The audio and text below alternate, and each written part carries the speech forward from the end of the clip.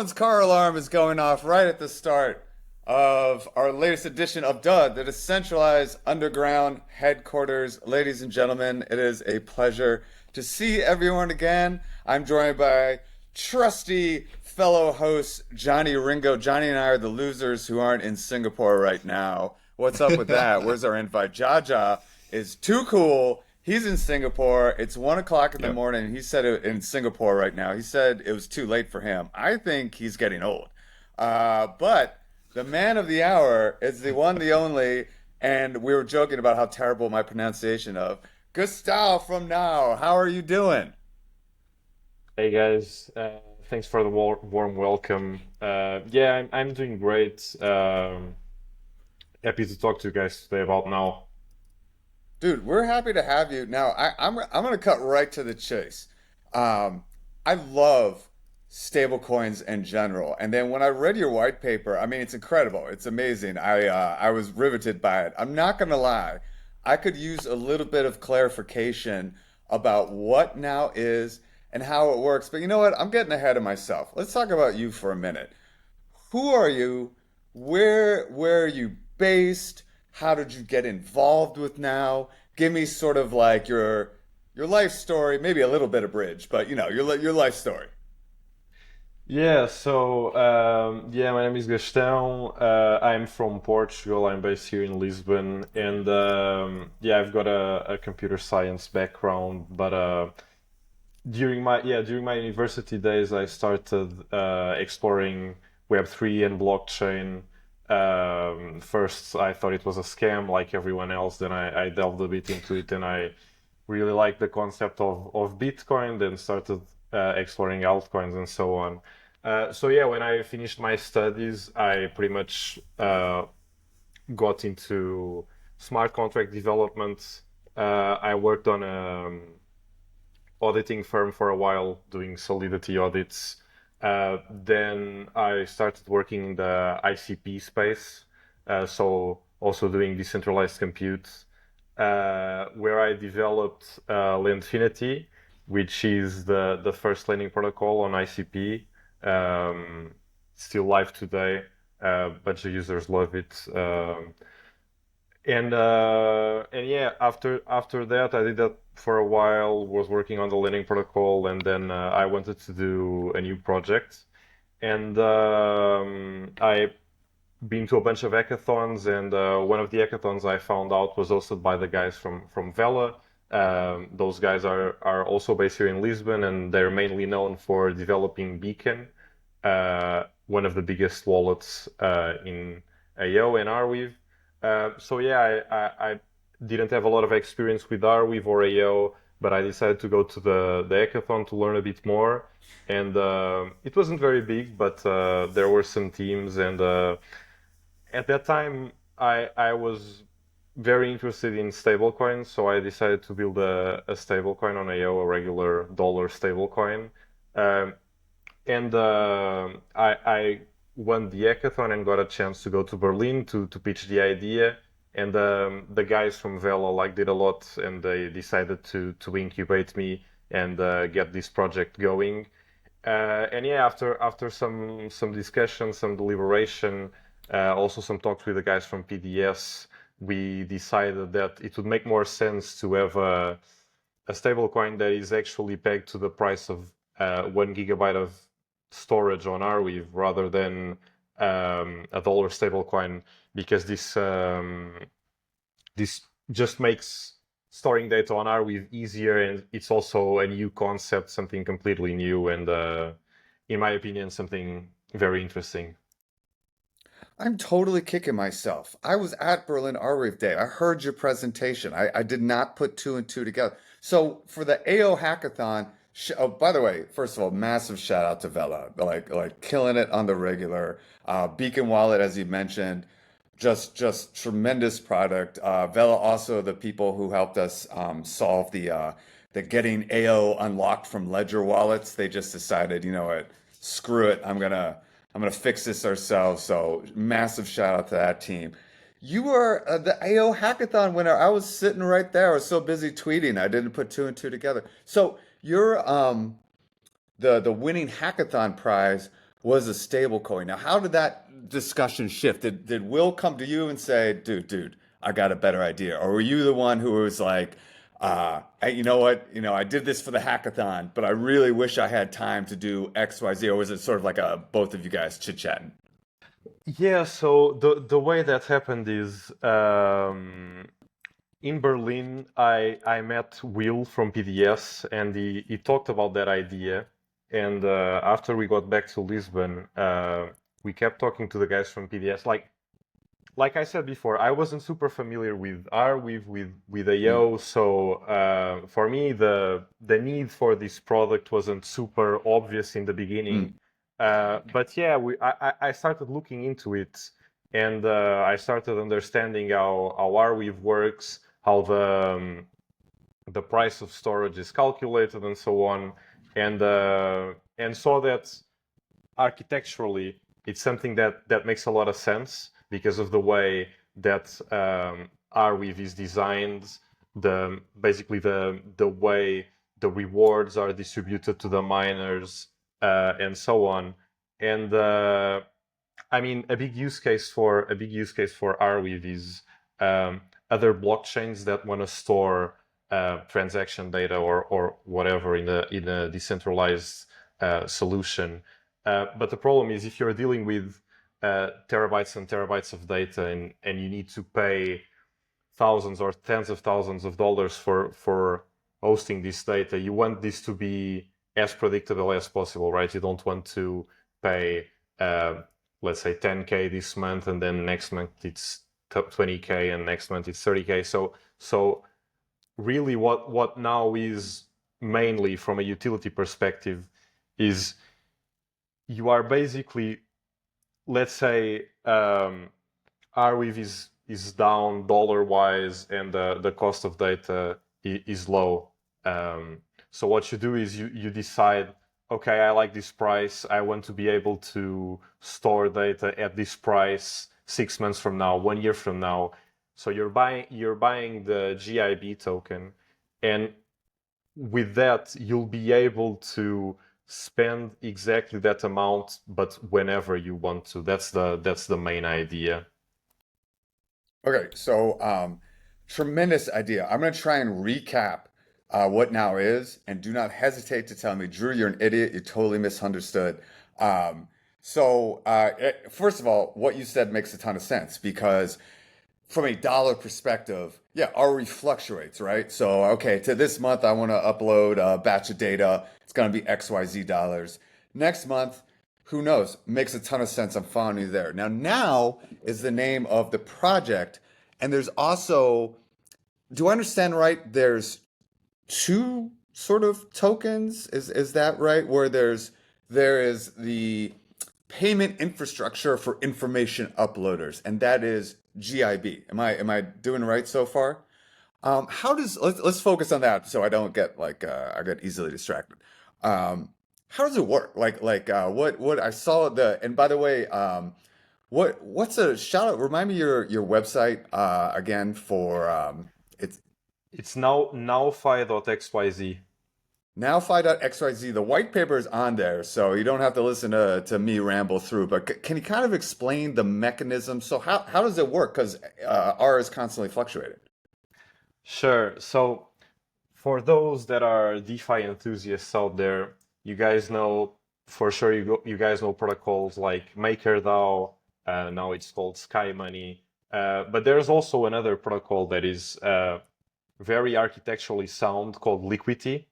It's not as big as MakerDAO, but the architecture and the whole mechanism is based on that protocol.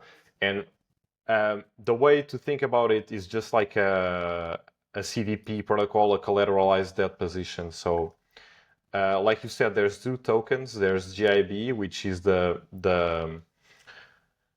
gigabyte pegged token, always worth 1 gigabyte. And then there's the now token, which you can think it's not a governance token because our protocol is heavily governance minimized, but it's more of like a utility token and a revenue capturing token. So the way it works is you have Arweave, and you lock up your Arweave in a vault, and then as long as you stay over collateralized, the number we're going with right now is 110%, but that can still, we are still throwing ideas out there and seeing what's the best value.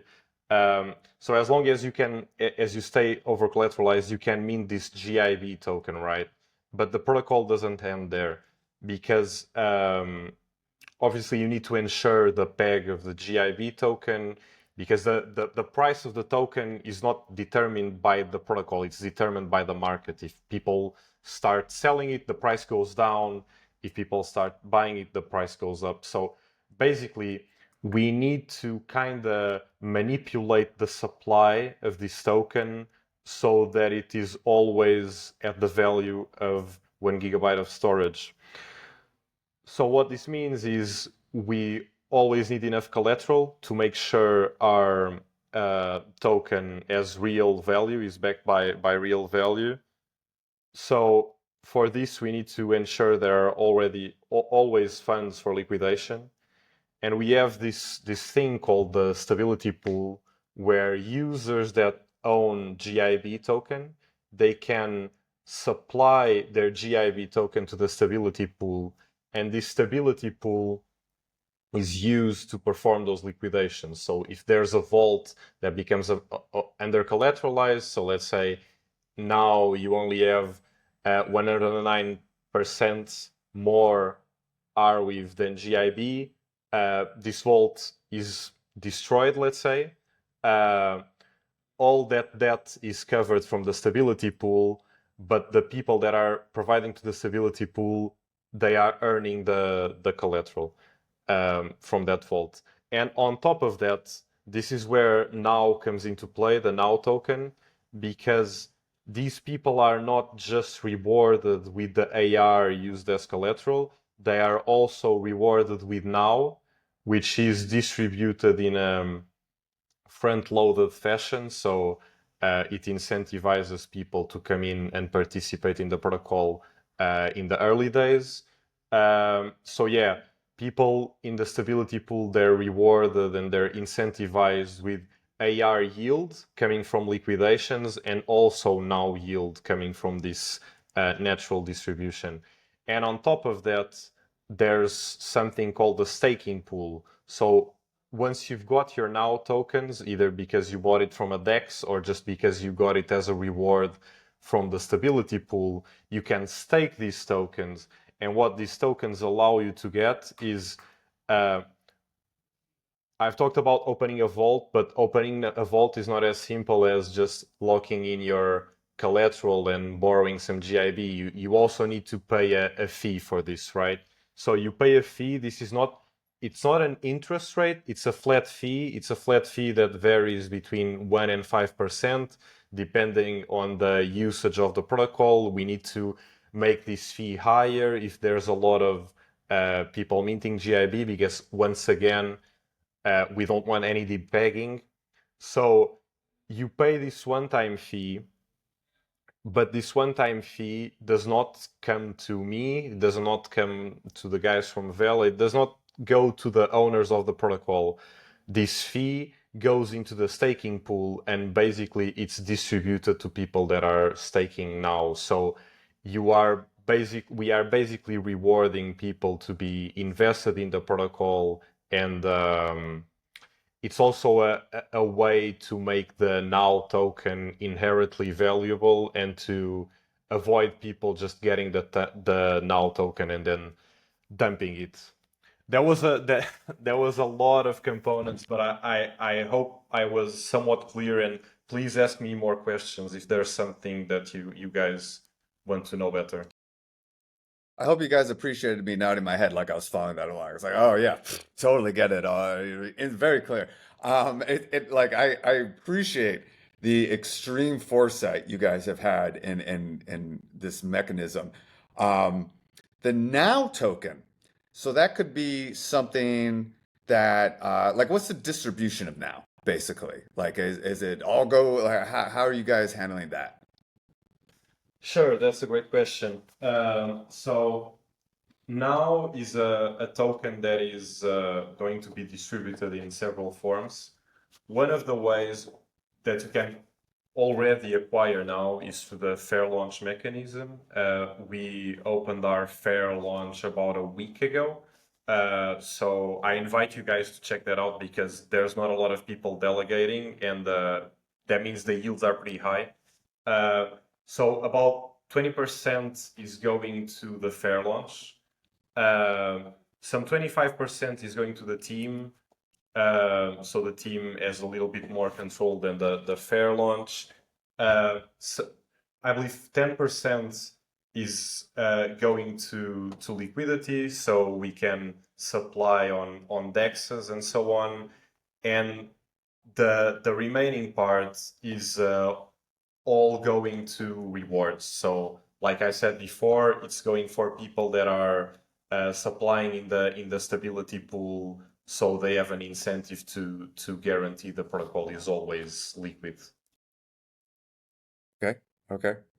Kind of following enough that I'm buying what you're selling here. Who would benefit from GIB? Like, do you guys okay, like I'm listening, I'm watching this live stream. I'm like, okay, these guys sound smart, but like I don't know if GIB is right for me. Is it for everyone? If I don't know, like an NFT maker, or pardon me, atomic assets on Arweave. Did you have a target audience in mind? I'm just kind of curious there. Yeah, so there are several use cases for GIB. The one we've talked about is for storing data, right? Uh, Mm, something to take into consideration is that when you're dealing with Arweave, you always need to pay for the transactions, meaning to store data in the AR token, right? But mm, most people, they're not storing data by generating a transaction on their terminal, on their computer. They are going to services like Arweave, and they're mm, dragging and dropping their files and uploading mhm, that way. So the goal here is that storage solutions like PDS that own Arweave, they right now the way it works is if you're uploading a small amount of data, they will subsidize that for you. But if you wanna really store big amounts of data, you are not paying for this directly with AR. They are doing that under the hood. You don't need to worry about that. The way you're paying for that is with credits, right? But the thing is, the way it works currently is that these credits, in a way, they're volatile. I mean, just because you have 100 credits today, doesn't mean that you'll be able to store the same amount of data today or 1 month from now. So the idea is that PDS, they will have a vault on now. They will mint some GIB tokens, and they'll have some GIB tokens on their ledger and so on. And you'll be able to purchase stable credits, meaning that you buy 100 stable credits today, and in 1 month, 2 months, 6 months, you'll be able to store exactly the same amount of data. And in the back end, what they're doing is when you want to spend your credits, they are basically swapping out their GIB for AR and spending that AR for the transaction. So that's one of the use cases. The other use case is like it's actually a pretty cool one in my opinion, is that now you're able to speculate on the price of data. So if you believe that the price of data is going up, which I hope is a small amount of people, you can buy the token and just hold it for speculation. Uh, but the other thing, which I think is a cooler option, is because of Arweave's architecture, the block rewards are going down over time, but also the amount of miners is expected to go up over time on a long enough time scale, because we predict that the demand for permanent storage, permanent decentralized data storage will go up and up and up. So there will be more miners interested in being involved with the network. And what this leads to is that the price of data goes down over time. So it makes a lot of sense to actually short it. So what you can do is you could do this two ways. We're eventually going to be integrated with lending protocols. So you can go to a lending protocol and, for example, deposit some AR or AO or whatever token you want to speculate on, borrow GIB tokens, and with that, double down on your position. Or you can just use now, open a vault, and do this loop. So deposit AR, mint some GIB, and then put it back into AR because your expectation is that GIB will just be cheaper and cheaper and cheaper compared to AR. So I would say these are the main two use cases: speculate on the price of data and enterprise storage solutions for AO and AR. You've nailed the two main user groups of crypto. You've got the degens salivating over the ability to speculate, and then you got the suit and ties who need this for transactional purposes. I like that a lot. Um, I before I move on, I got some bigger like stablecoin, like big picture questions for you. But Johnny, you're way smarter and more well versed in this. Making sense to you. What was the project, Johnny, you mentioned that reminded you of when we were talking before the show? Oh, I was going over the white paper, and the first thing that popped into mind from 21 was Ohm DAO, and but I was reading the buyback process of how it maintains the value stability against a gigabyte of storage. And that reminded me a bit of like the Ohm tokenomics, but then he started talking about Maker here, so I think Maker is probably a closer fit. But that was and it was also partially because of some slightly inappropriate imagery that came about around Ohm with an elephant. So I was sharing that earlier in internal chats, but that was part of why I brought it up too, was the elephant imagery. But yeah, no, actually a question I had earlier you already answered. So that's why I've been quiet here, because every time I come up with a question, he's Yeah. been popping out some pretty good answers No, here on the info. no, yeah, no. Sal did his prep work. All right, I'm feeling it. So like, okay, so I'm buying what you're selling in terms of the underlying infrastructure. I'm kind of curious. Back to that AO hackathon. Um, why is stablecoin like what is clearly you're kind of attracted to the concept of a stablecoin. I'm curious about like what drew it to you in the first place, and then also every time I look at a chart of stablecoins just in general, like it's just like up, up, up, up. Why why do you think the stablecoin frenzy, so to speak, is such a clear meta at the moment? Yeah, so for me, what intrigues me in stablecoins, even before all this talk with Trump creating the Genius Act and all that stuff, even like I don't know, 1.5 years ago, 2 years ago, I was pretty interested specifically in CDP protocols because if you look at a lending protocol, for it to work, you need to have liquidity from the get-go, right? You need to have people that are putting in stable coins there so that you can borrow them. But in the case of a CDP protocol, you're basically creating this stable coin out of thin air. And I think that's a very interesting concept. Mm. It's just like, I don't know, like the ability to generate liquidity from other tokens for some reason that's interesting to me.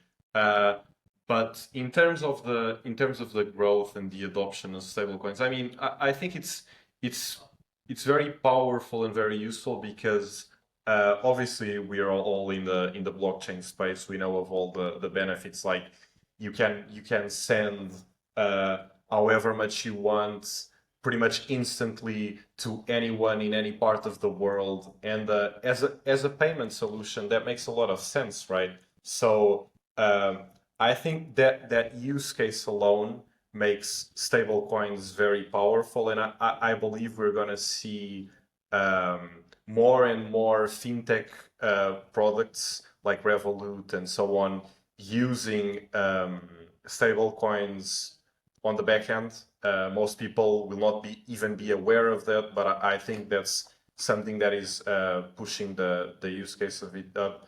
But yeah, also I think more and more financial products like RWAs and so on are going to be tokenized, are going to come on chain, and for that you need liquidity, right? What even if the dollar is not the best solution, like the dollar is constantly being inflated and it's worth less and less, but we think of the value of things in dollars, right? Or I'm European, Mm. so I think in euros, but it's not that different. So people want to purchase assets or digital projects or financial projects in dollars, right? So at the end of the day, as RWA projects come into crypto, as financial products come into crypto, you need to have the basic currency to purchase all of these. So yeah, I mean, I think I'm very bullish on stablecoins, and I think the market is just gonna keep growing and growing and growing. That's a way more eloquent way of the way I put it, which is a pain in the ass the other way. You know what I mean? Everything is constantly changing. It's just like who's gonna sit down and do like hourly calculations if you don't have some sort of like baseline. This is what things cost. I hear in that one. I did actually while you were talking, I did think of one last question on the mechanics front of GIB. So this maybe I'm totally misunderstanding. Do you need like an automated monitoring for the price of Arweave, like an Oracle or something, or not really? Yeah, I mean, what you're tracking here basically is in a traditional protocol like this, you would track the price of the collateral compared to the dollar, right? But Mm, in our situation, what we're tracking is the price of Arweave mm. against the current GIB cost. That's why the token is called GIB. But yeah, essentially, you do need to have this external dependency that is fetching this data. Uh, we are deploying our protocol on load network, so it's an EVM layer to AO, and they are currently in talks with the guys from Redstone, who obviously also use Arweave to implement this. So yeah, so we can fetch the price um, of AR over GIB and have it on the low smart contracts. Man, those load guys, they ship faster than almost you. Vela and Load are the two guys who I like literally can't keep up with. Every time I check Twitter, there's like a new tweet like, "Oh, we've reviewed this product." I shout out to the Red Bull suppliers wherever they're based because they're shipping hard. We talked a little bit about the different ways that you could play off of GIB and now in terms of like if you have an opinion about price. I don't want you to get in trouble with Will, but any plans for how this might affect the Vela umbrella of products? Because they don't just have Beacon, right? They got Vento, they've got other things else. Is it safe to say that we might see this sort of grow the Vela ecosystem overall? Yeah, definitely. Now is a little bit. I mean, it's not. I'm working on it, and it's a partnership between me and Vela, but it's definitely part of the Vela umbrella, and um, and yeah, they recently also launched the fair launch for the Vela token, and the way that token works is basically it's kind of like a Pi token, but for the Vela projects. So by investing on the Vela token, you're indirectly investing on Beacon, on Vento, and also on Now. So yeah, it's very much part of that ecosystem, let's say. It's a I'm tr basket within a basket. I was just gonna make Exactly. that joke where it's it's fair launch inception, where we have fair launches within fair launches, or like Yep. the Russian dolls. But maybe that actually, to be honest, is a great sign for the state of the permaweb index, that it's now like self-evolving almost. Because I don't think anyone really anticipated this at the onset, but now we have, you know, ecosystems within the broader permaweb index ecosystem, which is kind of cool, to see that sort of like organic evolution. By the way, did you make now as a play of the word now, N-O-W, or is that from something completely different? No, it's something separate. So the guys from Vela, they have this theme of which I appreciate very much as I'm Portuguese. They have this theme of like naming their products after like maritime discoveries, and it's something Hmm. connected to the history of the country. So Vela is actually an truncation of the word caravela, which is a kind of boat that was used to sail around the world in like the 1500s. And vento means wind in Portuguese, which is what pushes the boat. Beacon, obviously, because it's the beacon to know where the coast is. And now, just like Vela, now is a different kind of boat. So yeah, that's where the name comes from. Respect. I had no idea. All right, Portugal. You guys haven't forgotten the empire. I respect that a lot. Like, you're Yeah, coming back in a big way. we are still clinging on to that, I guess. Yo, and with the way the U.S. is going, I'll be joining you over in Portugal real soon. I better start broken. What is it? Bom dia? Is that good? Bom Hello? dia, yeah, that's GM. Good morning. Dude, I'm halfway there. I'm halfway there. What's one thing you wish you knew before you started making now? I'm sure like this thing is so complicated. There has to be something that you were like, all right, it would have been a lot easier if I'd figured this out at the beginning. Or maybe you're just that good that it just clicked into place for you. I guess it would be to know AO a little bit better, because Mm. I was kind of like thrown into the ecosystem very quickly. Um, and yeah, like I needed to do a lot of research. We have all the hyperbeam stuff still coming out. Mm. Uh, so yeah, I guess it would be to have a better understanding of Arweave and AO, and its architecture, the way it's structured, the overall ecosystem.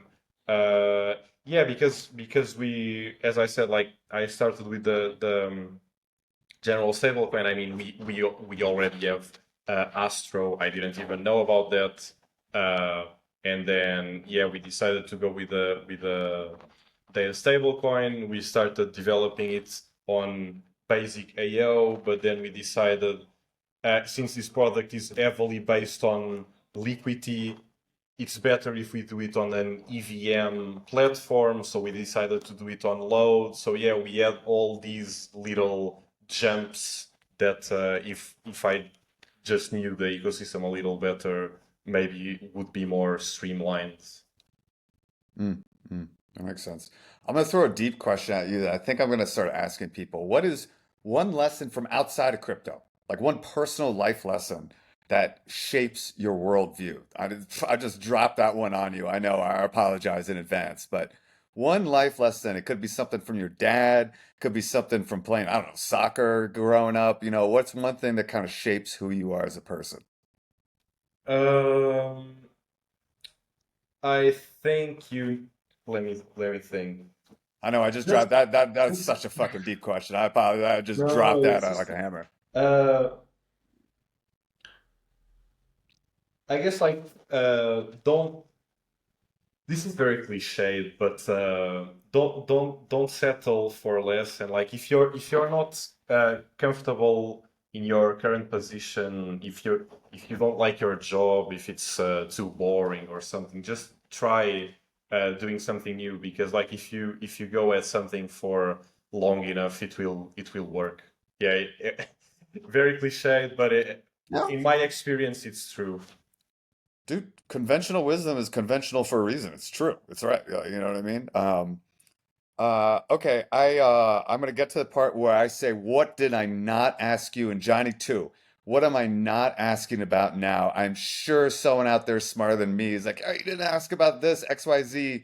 Have I not asked you anything that you think would be important for people to better understand now? Let me think. I, to be honest, I think your questions have been pretty good, and Yeah, I'm very good. I'm very, very good at my job. you are, and I think I've given an overall overview of the protocol. I'm sure I'm missing something, but nothing comes to mind right now, to be honest with you. No, no, it's okay. Johnny, am I good? Or I think you did great, brother. The only no? thing I have bobbing around in my head is just I'm thinking about the whole DGen aspect of it, and just like, oh wow, this creates like a, because AR itself, of course, is like payment for storage, but Mm. that specific payment mode fluctuates. This creates a separate like kind of perpendicular market to that pairs with it. So in a way, you could almost look at GIB kind of like, and I'm terrible with stocks. Like, I've only lived in crypto, so I may be misquoting this, almost like a perp or something, where you're like staking against the future value of a gigabyte of data being stored. So my brain's sitting here bubbling, but he's covered so much. I'm like kind of ingesting a little bit. Like, oh man, there's a lot that you could do with this, and a lot that can be done with it. Like even like Toby the other day from Solana posting on Sam being like, hey, how much for a terabyte of data right now? This kind of addresses that in a way, not directly, because obviously it doesn't chip away at the price directly, but it creates a stability market for it, where instead before you only had Arweave itself to be like, hey, I'm going to upload data, I'm going to buy some AR, and that'll be how I upload my data. Whereas now you can do that, but then you can be watching the stability price, and then say it dips at some point, be like, oh, I'm going to take a bunch of my AR, convert it over to GIB, and then I get to hold on to this stability price. If it goes up, I get to store for cheap, or I get like a bonus on top of what I paid in AR. So there's so much depth and complexity that goes into this. It's really freaking awesome to listen to. Mm. Yeah, and for people wondering what the Tolly mentioned, so the founder of Solana the other day was legit asking, he just like tossed it on Twitter. And that's a great point, Johnny, because we had to go and calculate like at that moment because it's constantly we had to like break out the calculators and we kind of knew ballpark, but the exact number you actually had to do a little bit of math. Now we could be like, oh, Yep. it's this amount of data, it's XYZ GIB. That's how much it is. So that's a really good example. It's one GIB. One It, gigabyte is one GIB. it's one GIB. It's Yeah, one GIB. he was asking Yeah. for one terabyte, right? So Yeah, so Yeah. 1,000 100 GIB. GIB. Yep. Yeah. Yeah. So totally, if you're watching this out there, there's your answer right there. Uh, is so where are we in the stage of development of now? Can I go out and buy GIB right now? If now are we in a beta? Like where are we in the process? That's actually a great question. So we actually just deployed on Loads testnets. So this is kind of like a beta version.